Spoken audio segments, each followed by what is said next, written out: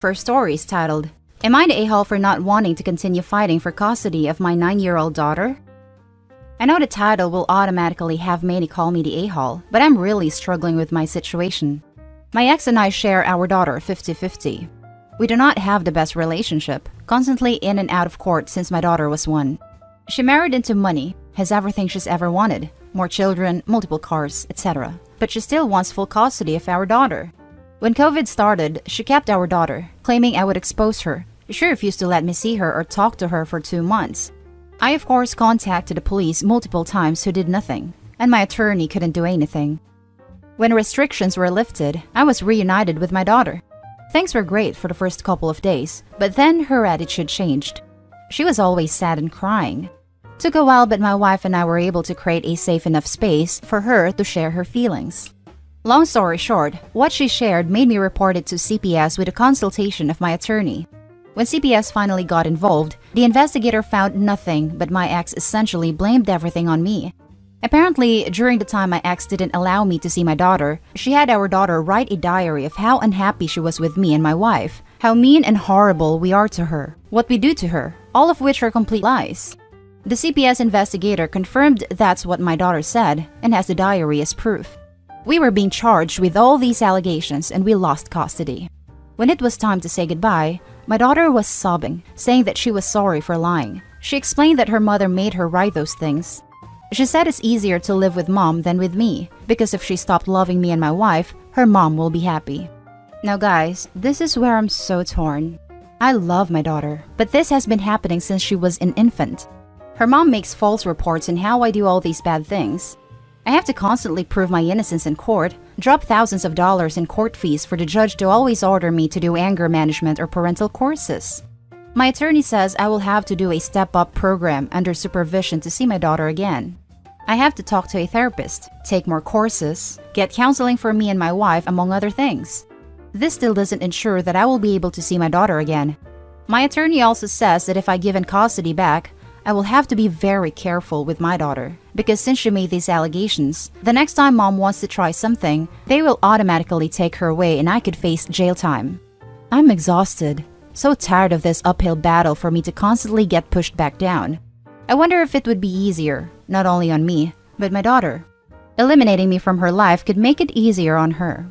Again, I know I sound like an a-hole. I probably am. I just don't know what to do anymore. Now for the top comments of this post. Not the a-hole. Seriously man, you are not an a-hole for putting yourself first after being defeated against impossible odds. It is too much for you to handle and there is nothing wrong with admitting defeat and re-establishing a relationship with your daughter at say 18, or maintaining one over the internet or phone. Unless of course she's being abused by your ex-wife, I don't think you deserve to be judged for giving up on this battle. My hope is that I have established a strong enough foundation with her. I fought for the last 8 years creating this strong bond with her. She knows I love her no matter what and that our door is always open. Nothing can change what we feel for her. I hope when she is old enough, she will seek a relationship with me. Talk to her and try to explain why you are forced to abandon your battle. Also, be sure to talk to her and not make her feel as if you have forgotten her. Also, if anything could be arranged for visitation, do look into it. P.S. Why wouldn't she tell the court that she was forced to lie and that her mother coerced her to commit perjury? I did talk to her. We all sat down as a family and explained the situation as best as we could. We are waiting to see if mom approves visitation, if she does. She explained that she's too scared to tell the truth that mom made her lie. Her mom explained that if she would tell the truth, they'll lose all their money, their cars, and all of her toys. I have no grounds to give advice or judge you. I'll share my idea and you can tell me back if I'm crazy or an A. Make a pact with your daughter. Keep however many visitations you are allowed and play your wife's games. Tell your daughter how much you love her, but you will step back and stop this war. Every time you see her, tell her how much you love her and keep in touch. In 5 years or so, she will have more power to decide what she wants. Don't disappear from your daughter's life, but show to her that you never stop loving her and that you will never forget her. 9 years old are already smart, and they are aware of things around them. What is wrong and what is right. Make sure that there is no doubt in her mind that you love her wholeheartedly. Keep in constant contact with her, like getting her a cell phone or something, so you can call or chat with your daughter. Give her a plushie or something cute so that she can remember you by. Now for the second story, am I the a-hole for not letting my sister have custody of her bio kids who I adopted? When my sister, Annie, was 18 and I was 21, she got pregnant and had a daughter, Sophie. She developed what we believe was postpartum depression, but was never diagnosed as she refused therapy. When Annie's school started up again, our mother took on all childcare of Sophie. As mom took on more childcare, Annie seemed more like her old self, happy, outgoing, generally mentally healthy. Then within 6 months of Sophie's birth, Annie got pregnant again with another girl, Laura, and the cycle of PPD symptoms, mom taking over, and Annie's mood improving repeated. When Laura was 2 and Sophie was 3, Annie decided to move out of our parents' home, alone, and said she wanted our parents to adopt/raise her daughters. They said no. Annie said she couldn't take care of the girls as she had her own life and being a parent made her miserable. My husband and I already had 4 kids of our own. We'd bonded with the girls, and we had the resources for 2 more, so we offered to take them in, and Annie let us legally adopt them before moving about 8 hours away. It's been about 5 years, and the kids are doing well.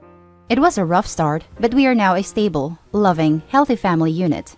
Sophie and Laura are 7 and 8, and Annie has recently lost her job and had to move back in with our parents.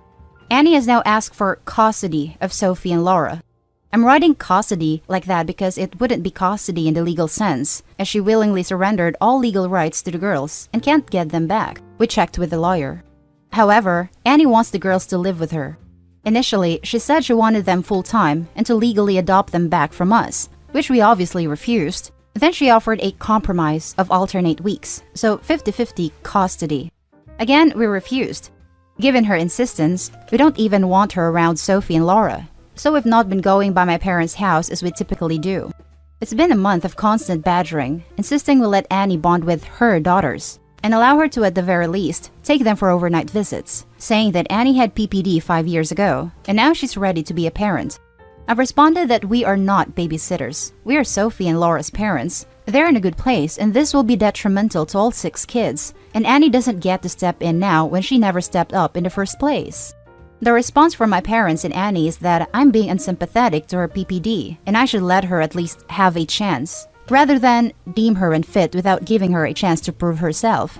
Plus, given that we already have 4 kids other than them, Sophie and Laura could probably do with a smaller household, and saying we're being unreasonable for not allowing Annie to bond with her kids.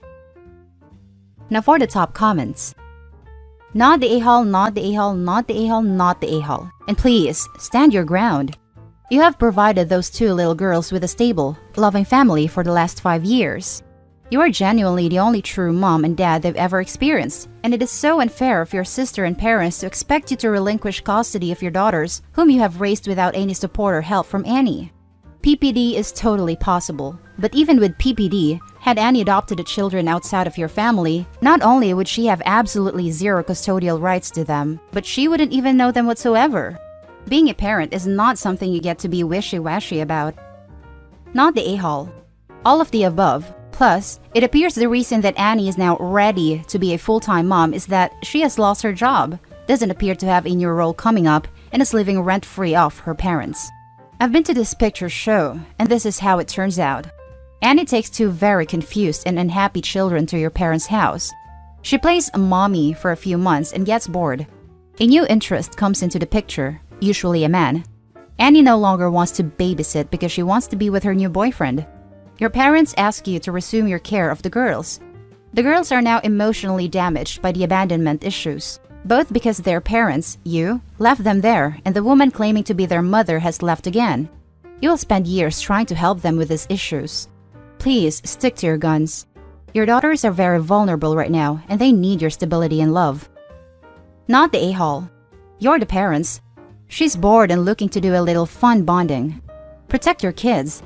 She's an aunt at the table at Christmas by her own choices. Exactly this. She only wants the girls around now because she lost her job and got forced back into living with her parents. She has nothing else to occupy her time. As soon as she's able to get back to living her life, she'll dump the kids right back on Opie. No way. You're not the a-hole at all. Those girls already started their life off with a parent that wasn't present mentally and basically gave them up. They don't deserve to have their life be uprooted again with someone so unpredictable. That's just my opinion. Parents that step in and out of their children's lives are the worst. Now for the last story, am I the a-hole for not letting my 8-year-old daughter see her 3-year-old half-sister? Hear me out. I was with my daughter's dad for 10 years. We ended things because he became addicted to crystal meth. About 6 months after we had broken up, he got another girl pregnant. We were still trying to work on things the entire time, and I was obviously furious when I found out he was going to have another kid. The problem here is, he is still on D's, and the woman who is the mother to his other daughter is a legit crazy person. She has gone as far as creating fake text conversations to create rumors about me and my daughter's dad, to try and put us against each other. At one point, my ex tried to get clean, and we agreed to try and work on things and try and put this all in the past. I even said I would accept this other kid because it wasn't her fault she was born. But the other mother continued to do crazy things, like stalking me, playing games with the dad that he was the father, then wasn't the father, allowing our kids to see each other, and then suddenly taking that away. She has caused a ton of drama and grief since she came into our lives in 2016. I'm even in another relationship and living with and engaged to another man, and she still continues to stalk me and my fiancé. She talks about us to anyone who will listen, uses texting apps to text us, pretends to be other people from these apps and says that we are cheating on each other, etc., etc. So basically, I want nothing to do with this girl. I suffered a serious emotional breakdown in 2019 because of all the drama/stress, and I have some trauma issues because of everything now. Obviously, I don't let my child go with her dad alone because of the D's. So I am always present. He is constantly telling me that I am a bad parent for not letting our daughter see the other kid.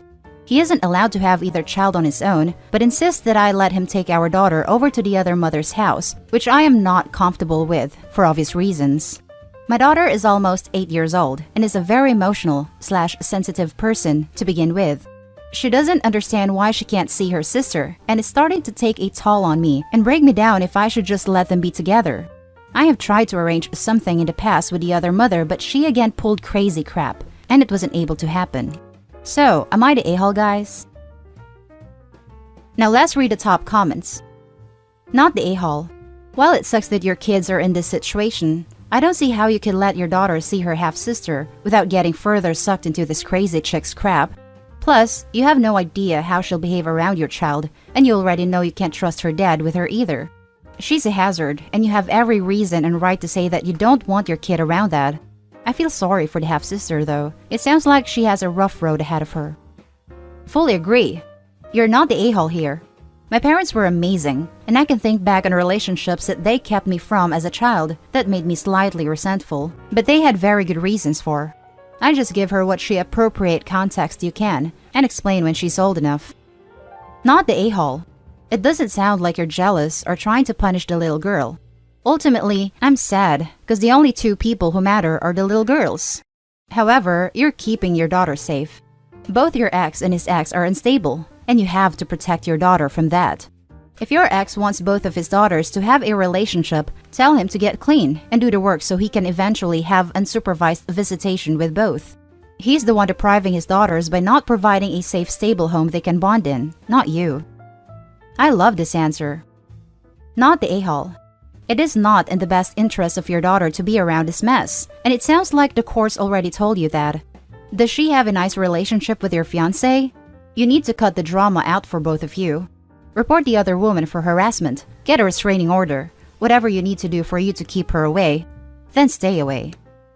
I've tried to get a restraining order on her before. The judge said it wasn't possible because she isn't threatening physical harm. And that's the end of this video, folks. As always, leave a comment and hit like and subscribe. And if you want more of this content, turn your notification on to get updated on the latest videos. And I'll catch you in the next one. Stay safe.